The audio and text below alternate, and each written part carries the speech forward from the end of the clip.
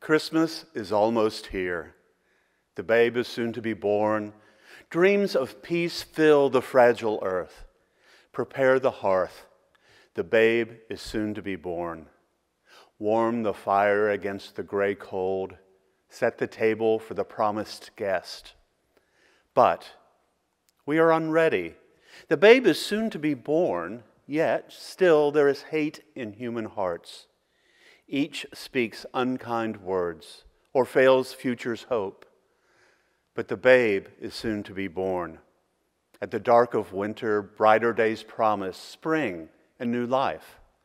The babe is soon to be born. Christmas is almost here.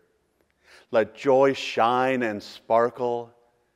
Come, friends, let us worship together.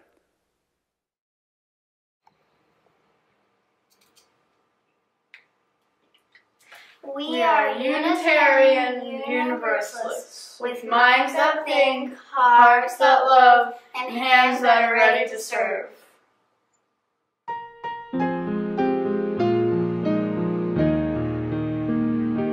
Celebremos compartiendo nuestras vidas, encendiendo esta luz.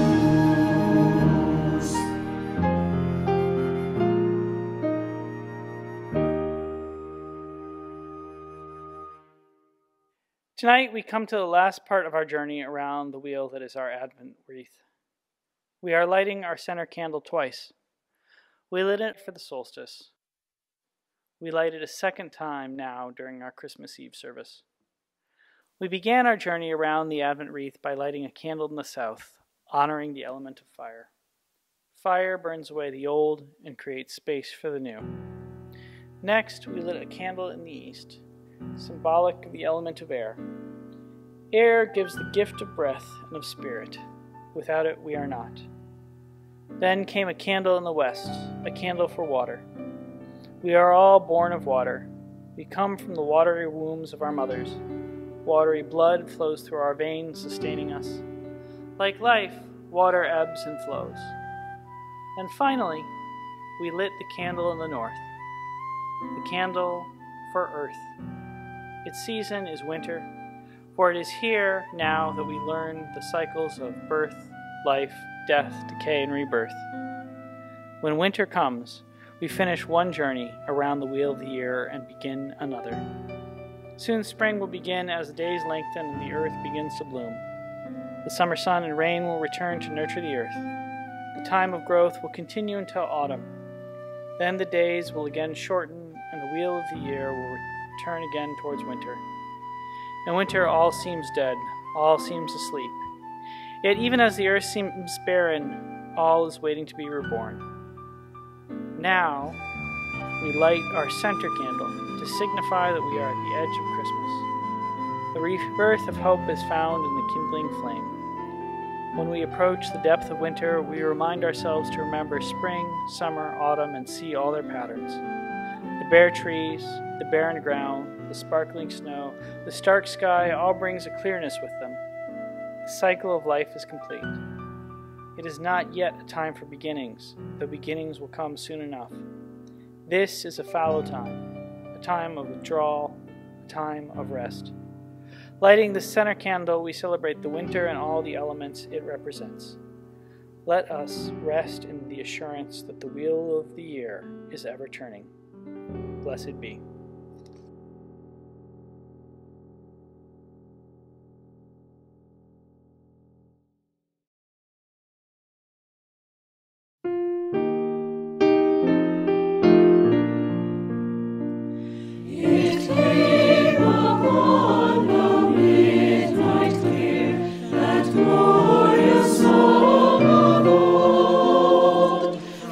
Angels bending near the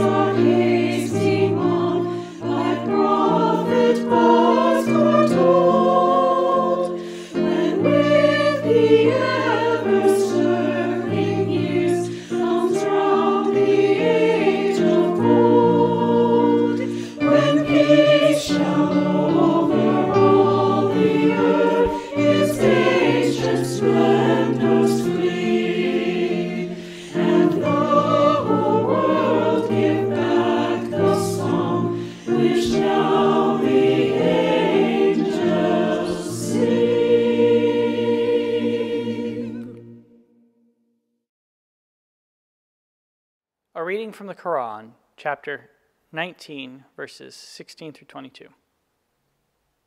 Relate in the book the story of Mary, when she withdrew from her family to a place in the east. She placed a screen to screen herself from them. Then we sent to her our angel, and he appeared before her as a man in all respects. She said, I seek refuge from thee to Allah, most gracious. Come not near, if thou dost fear Allah. He said, Nay, I am only a messenger from thy Lord, to announce to thee the gift of a holy son. She said, How shall I have a son, seeing that no man has touched me, and I am not unchaste? He said, So it will be. Thy Lord saith, That is easy for me, and we wish to appoint him as a sign unto men, and a mercy from us. It is a matter so decreed. So she conceived him, and she retired with him to a remote place. John by Lucille Clifton. Somebody coming in blackness like a star, and the world be a great bush on his head, and his eyes be fire in the city, and his mouth be true as time. He be calling the people brother, even in the prison, even in the jail. I'm just only a Baptist preacher, somebody bigger than me coming in blackness like a star.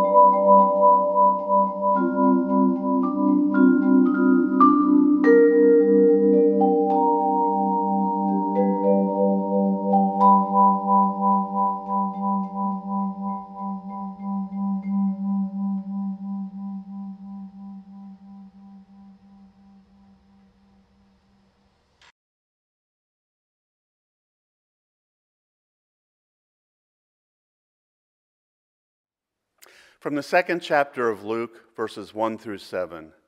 In those days, a decree went out from Emperor Augustus that all the world should be registered. This was the first registration and was taken while Quirinius was governor of Syria.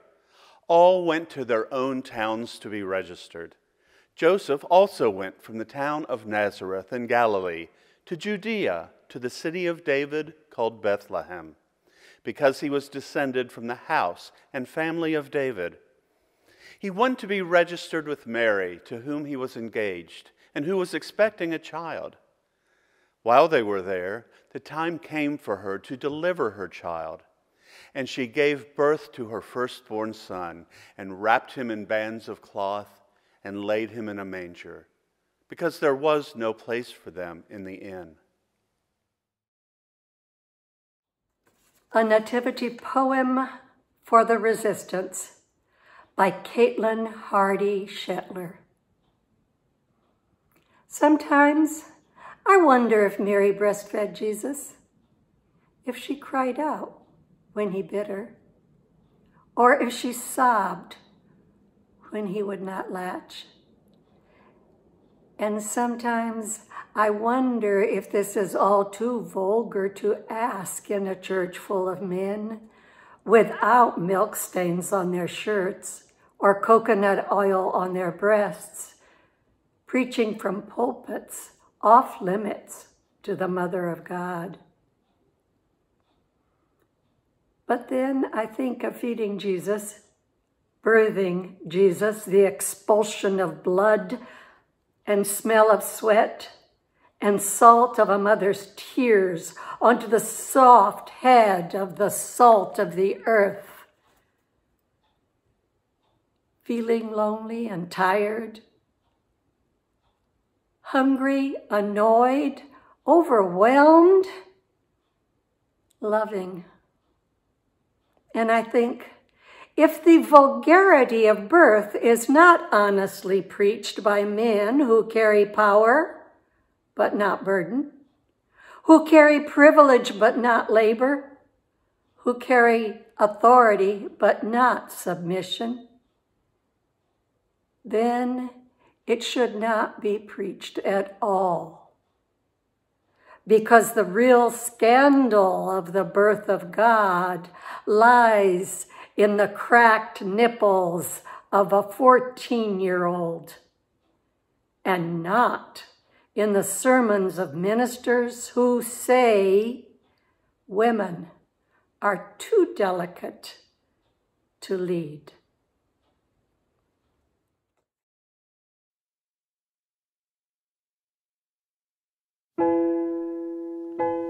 Each night a child is born is a holy night, a time for singing, a time for wandering, a time for worshiping. Each night a child is born is a holy night, a time for singing, a time for wandering, a time for worshiping. Each night a child is born is a holy night.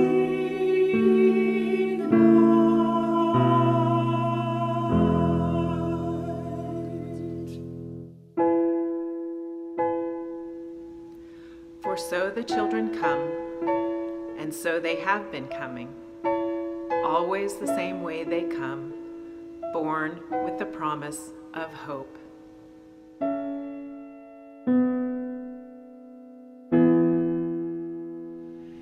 Each night a child is born is a holy night, a time for singing, a time for wandering, a time for worshiping.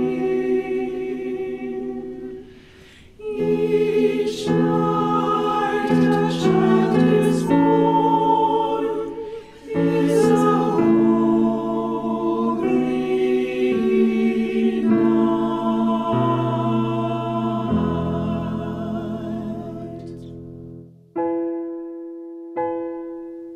No angels herald their beginnings. No prophets predict their future courses. No wise men see a star to show where to find the babe that will save humankind.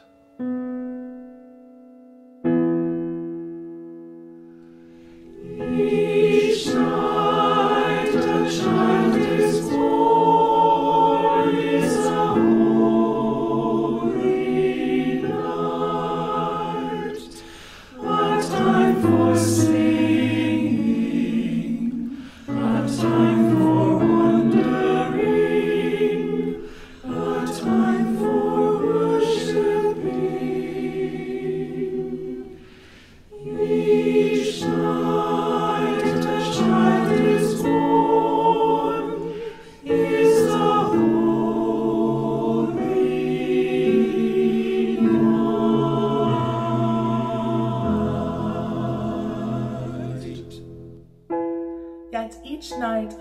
is born is a holy night. Parents, sitting beside their children's cribs, feel glory in the sight of new life beginning. They ask, where and how will this new life end? Or will it ever end? Each night a child is born is a holy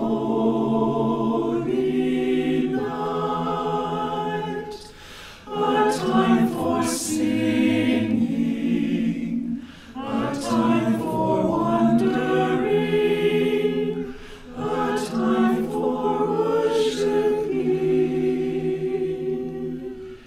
Each night a child is born is a holy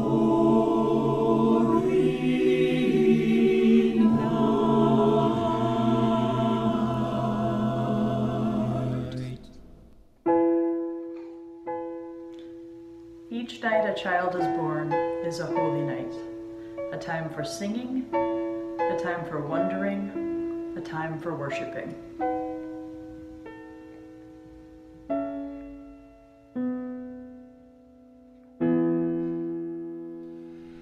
Each night a child is born is a holy night, a time for singing, a time for wondering, a time for worshiping. Each night a child is born is a holy night.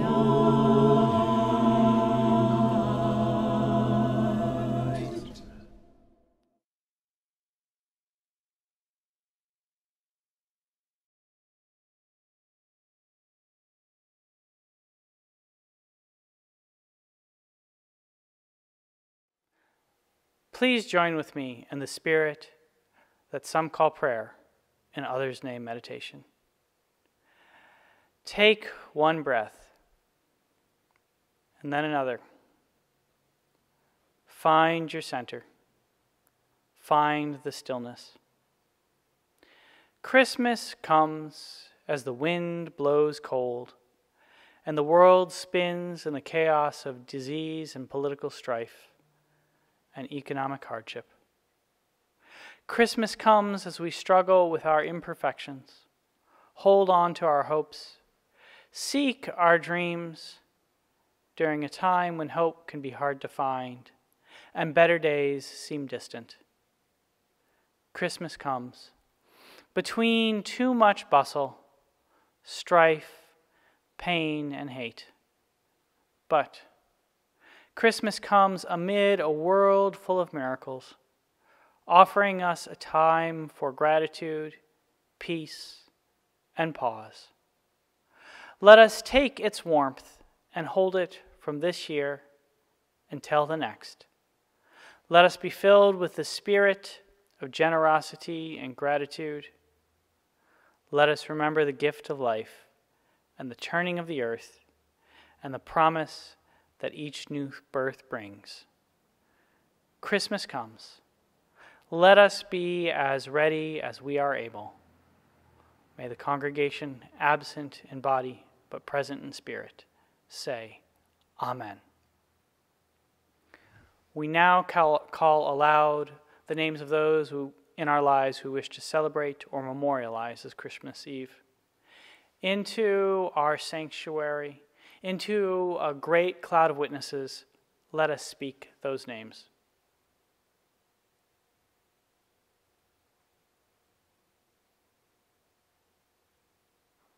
For all the names spoken and unspoken, we bear witness with our love and compassion. There will now be a time for silent meditation, reflection, or prayer. In silence, we go deeper than words will ever take us.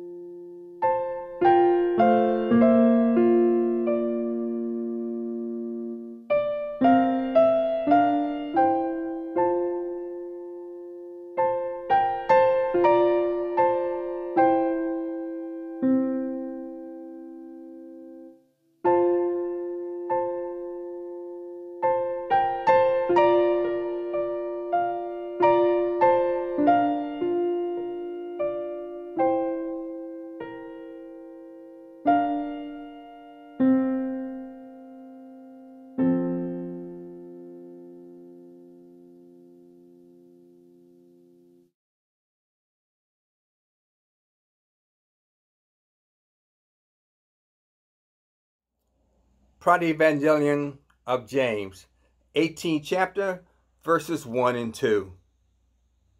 And he found a cave there, and brought her into it, and left her in the care of his sons, and went out to seek a Hebrew midwife in the region of Bethlehem.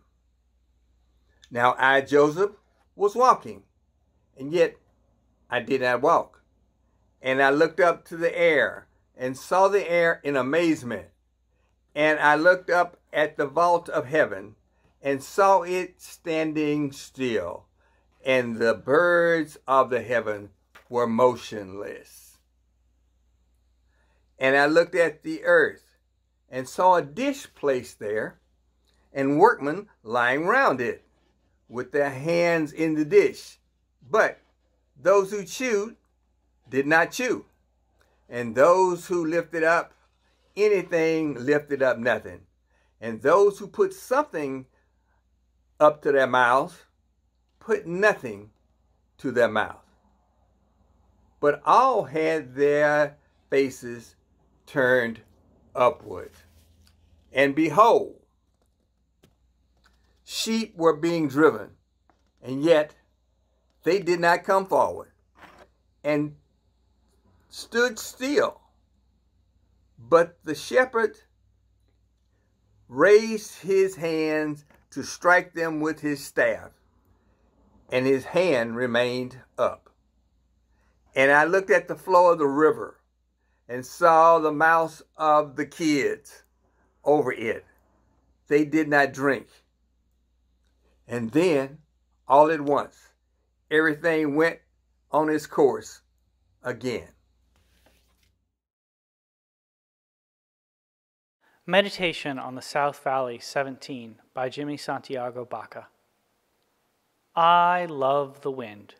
When it blows through my barrio, it hisses its snake love down calles de polvo and cracks eggshell skins of abandoned homes.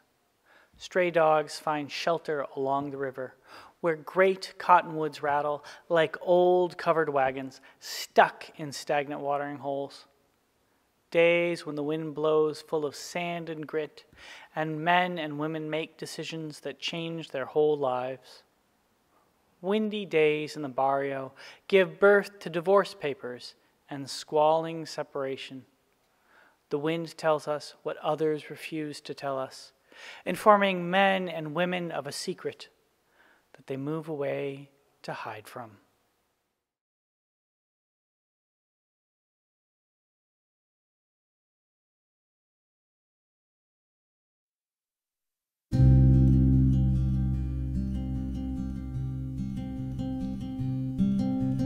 We three kings of Orient are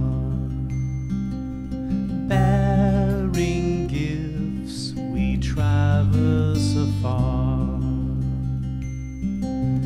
field and fountain, moor and mountain, following yonder star.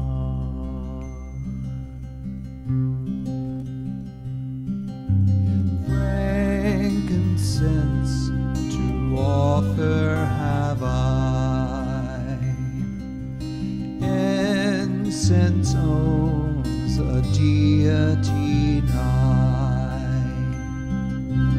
prayer and praising all are raising, worship God most high.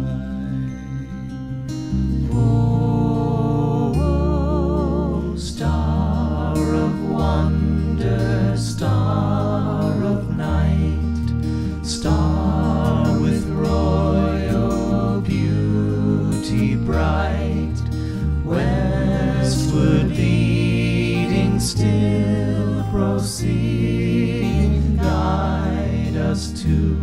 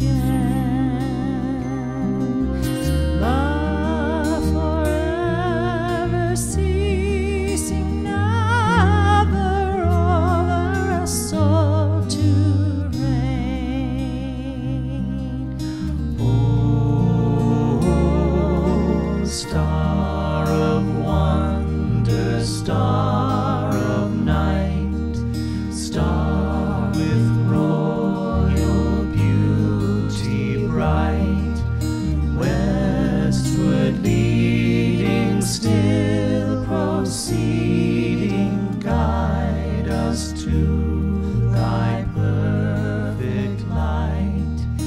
Guide us to thy perfect light.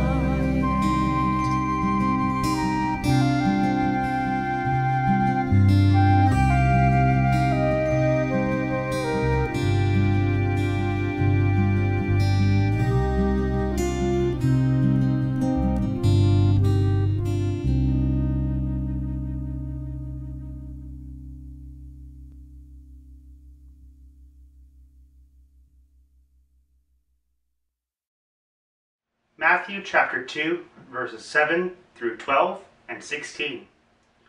Then Herod summoned the astrologers to meet him secretly, and ascertained from them the exact time when the star had appeared. He sent them to Bethlehem and said, "Go and make a careful search for the child, and when you have found him, bring me word so that I may go myself and pay him homage." After hearing what the king had to say, they set out. There before them was a star they had seen rising, and it went ahead of them until stopped above the place where the child lay. They were overjoyed at the sight of it, and entering the house, they saw the child with Mary his mother, and bowed low in homage to him. They opened their treasure chest and presented gifts to him, gold, frankincense, and myrrh. Then they returned to their own country by another route, for they had been warned in a dream not to go back to Herod. When Herod realized that the astrologers had tricked him, he flew into a rage and gave orders for the massacre of all the boys aged 2 years or under, in Bethlehem and throughout the whole district, in accordance with the time which he had ascertained from the astrologers. The Magi by William Butler Yeats.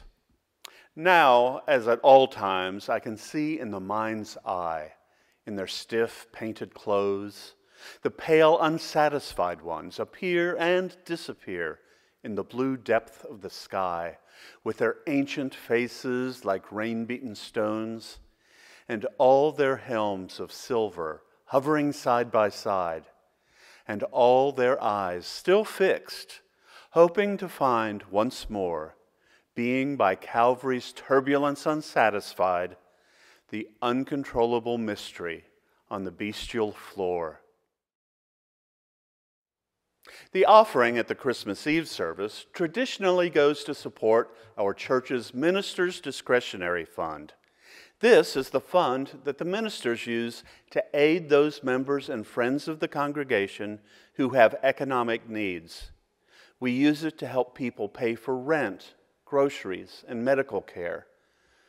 Understandably, the health and economic crises of the past year have strained the resources of some of those in our community.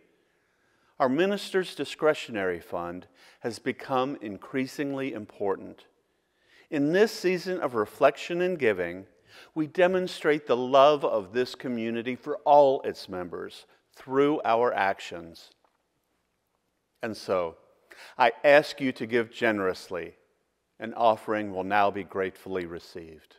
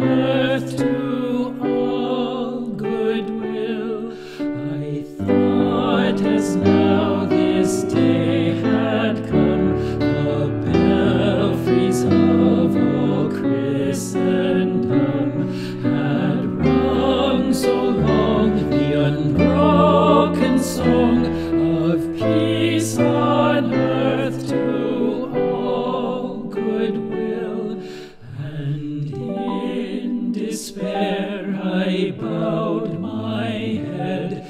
There is no peace on earth, I said, for hate is strong and mocks the song of peace on earth to all goodwill. Then pealed the bells more loud and deep. God is not dead, nor doth God sleep. The wrong shall fail, the right prevail, with peace on earth to all goodwill, still ringing, singing on its way. The world revolved from day to day. A voice, a chime, a chant sublime of peace on earth to all goodwill.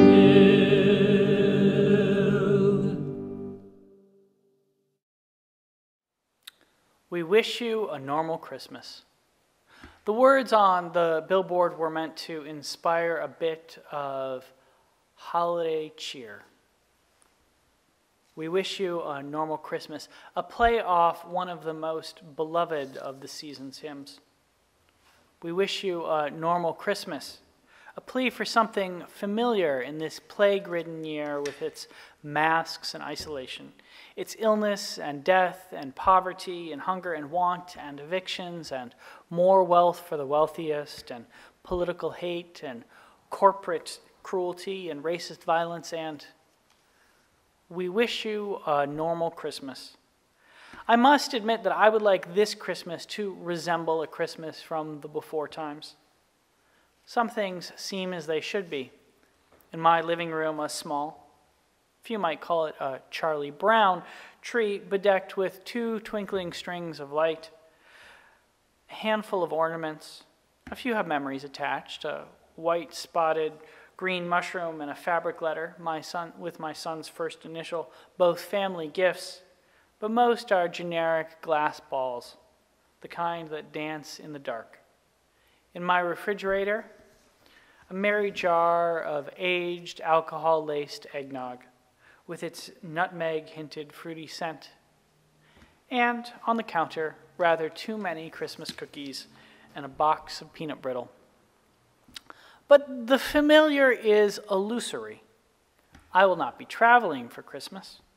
I will not be celebrating with my parents or my brother or my daughter in person. I've not been in the same room with any member of my family other than my son since March. And I have not been in the same room with any of you since then. The communal has been almost reduced to a mirage in an effort to escape the communicable. And while in our service, the old familiar carols play, they do so in a rat's audio, masterful mixology blending together dozens of individual tracks to create a delightful choral illusion. How are you celebrating this strange holy day? What of your customs have you managed to retain amid the heartbreak and horror? Has it been possible in this perverse period of pestilence for you to hold on to some things that might make this a normal Christmas? Perhaps you are in your home, sitting by your own tree, adorned with familial ornaments. It might be that you follow our Christmas Eve service with some version of your traditional dinner, albeit in reduced form, and are sipping a bit of eggnog of your own right now. Wherever you are, I wish you good cheer. Whatever you are doing, I want to suggest that the spirit of the billboard has it quite wrong. We should not wish you a normal Christmas. The entirety of the matter is supposed to hinge upon its abnormality. Christmas story is a scandal that is supposed to awaken us to other scandals. Most of us know at least a sketch of the myth. The structure of our service with its lessons and carols is meant to remind us of its scandalous beginnings. The birth of a great leader, a powerful teacher, a prophet, perhaps the Messiah, is foretold. Who this child was and what his life meant is unclear, but his arrival is prophesied by a star, heralded by shepherds, and celebrated by the wisest. The scandal is not the ambiguity of his nature. The Christian New Testament encourages us to embrace that. There we find him repeatedly asking his disciples, "Who do you say I am?" and never entirely answering his own question. Joseph found Jesus' nature so confusing that the proto-evangelium of John recounts that when it was revealed to him, he looked at the very vault of heaven and saw it standing still. Other scriptures and other peoples have attempted to resolve the ambiguity. The Quran teaches that he was a holy son, but does not place the child at the same level of divinity as God. Trinitarians have other ideas, claiming that this child was none other than God herself masquerading as mortal man. Our Unitarian religious ancestors thought he was someone who inspired other humans to find within the likeness to God the possibility of ever improving our character that flickers in all of us.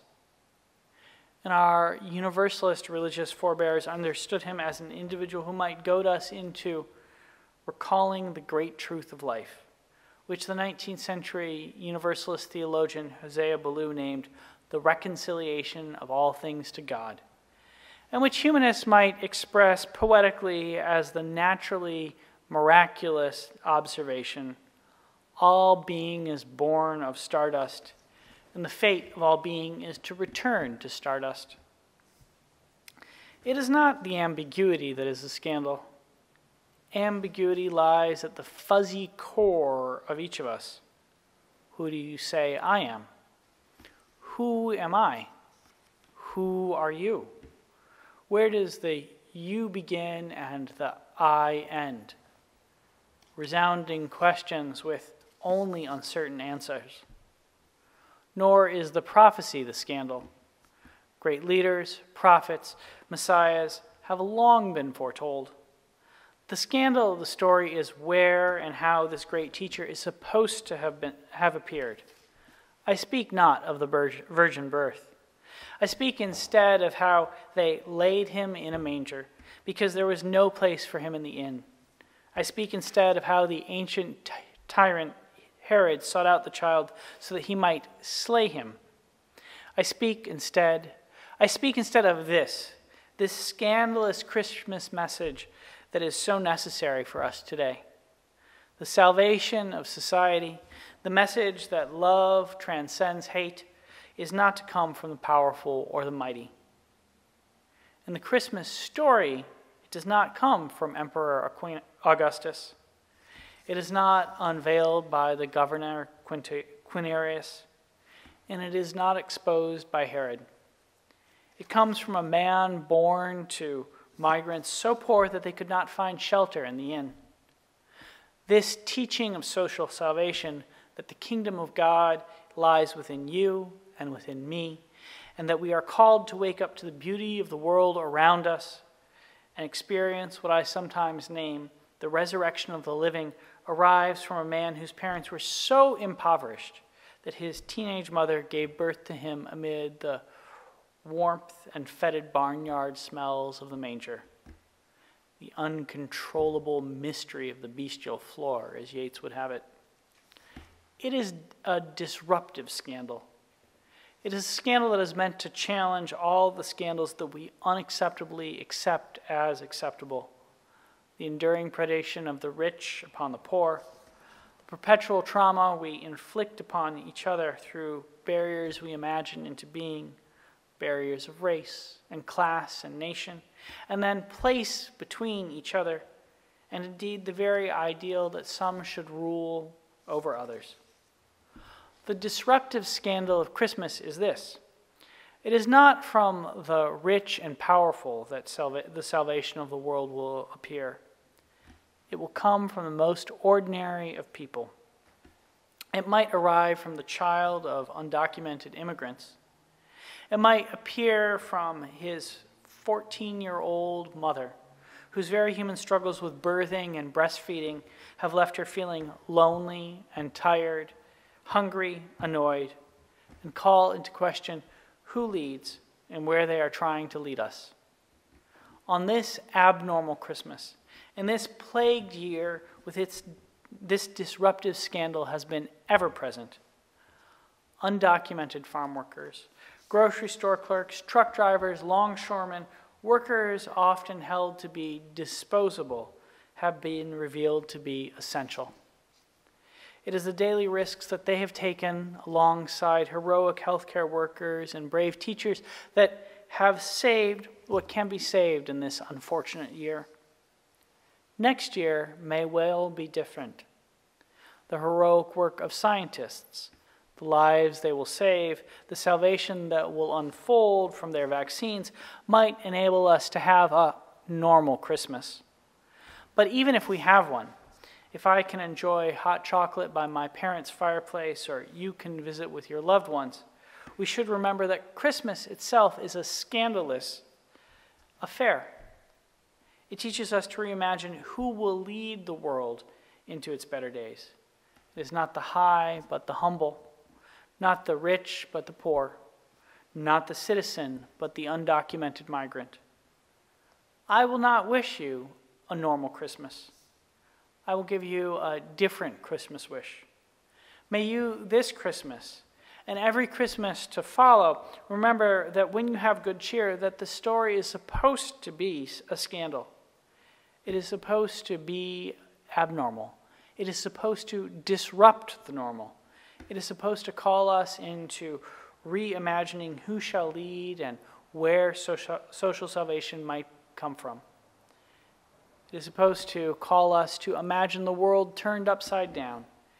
It is in the words of Lucille Clifton's poem. He be calling the people brother, even in the prison, even in the jail. It is in the wisdom of Longfellow's carol, with its challenges to hear the pealing bells, God is not dead, nor doth God sleep. For the world can be reimagined by any of us. And, well, scandalously, some of it is in you, and some of it is in me, when we remember the very abnormal nature of the Christmas story itself. Merry Christmas. Love you, miss you, and wait patiently until we can be together again. Amen.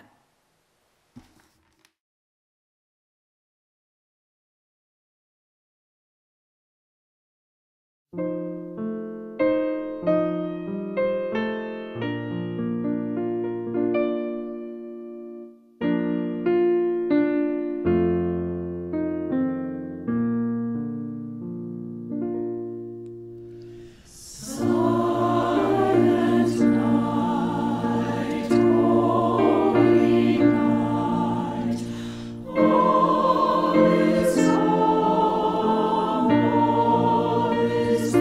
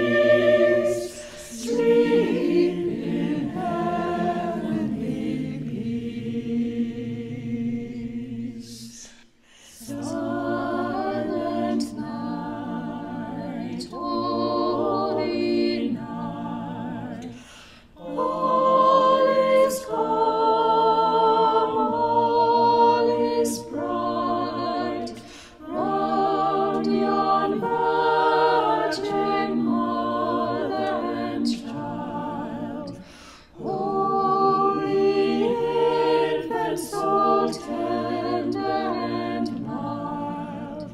Sleep in heavenly peace. Sleep in heavenly peace.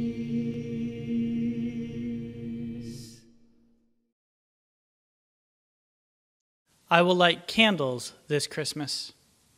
Candles of joy despite the sadness. Candles of hope where despair keeps watch. Candles of courage for fears ever present.